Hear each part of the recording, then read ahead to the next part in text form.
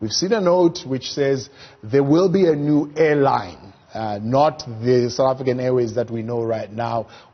Do we get details of what this airline is going to look like? Absolutely. And if you've been listening to Newsroom Africa, with our business report, you would have heard that we have been anticipating this particular, decision when it comes to SAA, that a new airline will be born out of the rubble of SAA, something that we've been waiting for. So these particular details are quite important, which is why you spoke earlier about some of the unions and going to the Labour Court tomorrow, because they want clarity as to what is going to happen going forward to their livelihoods, their jobs. But this is quite important. We heard from Finance Minister Titombo yesterday saying that this is the direction that they are going to go to. Swiss Air was collapsed in 2001, and a new airline which is thriving still before COVID-19 called Swiss International was born. Which is a conglomerate of private buyers and so on and so on, and people bringing in money. Absolutely, and he spoke about that. They are looking at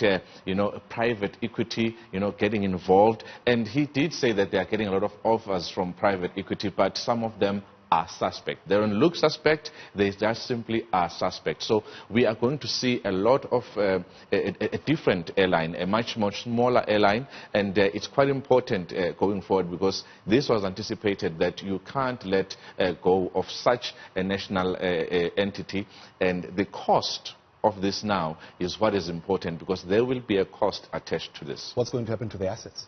The assets, some of them can't be sold. He made it very, very clear that you can't sell any SAA assets. Airchefs is still there, and SAA Technical, he says that is still very important. They are looking at SAA Technical playing a larger role in Southern Africa as a trusted technical parts unit. So it's quite important when it comes to that.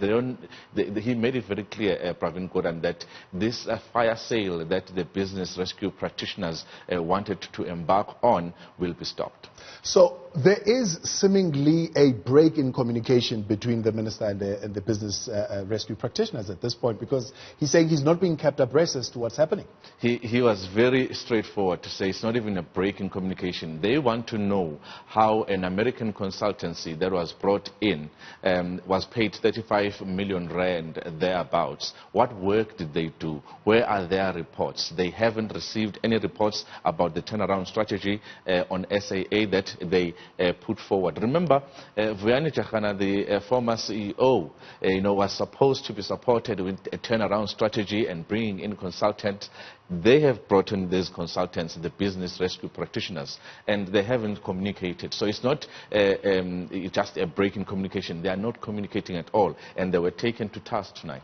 And what about salaries of employees? I believe SAA making a commitment that they will be able to pay those salaries only in April. No, absolutely, and that is quite an important one there at the end of that briefing. Pravin Gordhan was speaking about how Mango Airline staff have agreed to take a 50% salary cut, including those higher earners taking a bit more cut. He was actually saying at the end there that perhaps the unions that are at SAA should also consider, because Mango is state-owned, they should also consider that SAA, as it is state-owned, they must consider taking salary cuts. And actually, it would help in terms of the financial position that it finds itself in. It was almost like an appeal to say that, please consider this, do like the others are doing.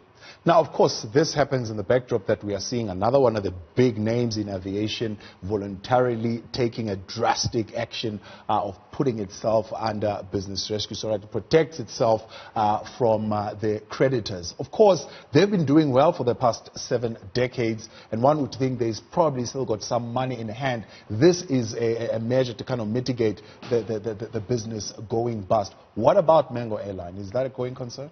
That should be a going concern going forward, but not with these salary cuts now. Because that's the most hardest part, getting Labour to agree to taking those salary cuts. When it comes to ComAir, even the unions were surprised, and they're saying that they were not consulted, and it's the same unions that are represented at SAA. With It's quite sad because, as you said, they have been a doyen of the airline industry in the country, operating British Airways and owning Kulula.com. They have made profit for the past 7 decades, doing quite well, even in an environment where there was anti-competitive behavior. So for them to actually file that voluntary business rescue, it means that they are protecting themselves against creditors who might be knocking at the door wanting money. But what is said is that, Pravin Gordhan did allude to this, that we might take up to 18 months to actually see the airline industry coming back to what it used to be. And with Comair, we did hear yesterday that they expect to actually be back up in the skies only in maybe November. Yeah. Did he speak about the other entities within his portfolio, particularly Eskom, which is one of those that has been, of course, struggling even before COVID-19? We know that the mines in this level 4 of the lockdown are now allowed to operate, however, at whatever capacity it is, which means demand for electricity is now going to be on the up. Absolutely. We heard from CEO of Telkom, Andre de Ruyter, tonight, and he was saying during the lockdown, because of the mining and manufacturing sector being on lockdown, they have lost 2.5 billion rands in revenue just in the month of May. That you might think is a big part of it, but it isn't really when you think of the high maintenance that they've managed to actually undertake during this time. The other one was the CEO of Transnet, Ms. Derby, actually explaining that because we're looking at Transnet operating all the ports in the country, they have now seen a reduction in the coal exports to India, and they're expecting that because of the lockdown, they are expecting that 8.9 billion rands in revenue is going to be lost. And that's the best case scenario. The worst case scenario, with the soft lockdown that we are seeing now, they're actually expecting revenue to go down by 12.25 billion rands. That was quite huge, but there are plans to actually make sure that you mitigate against these losses.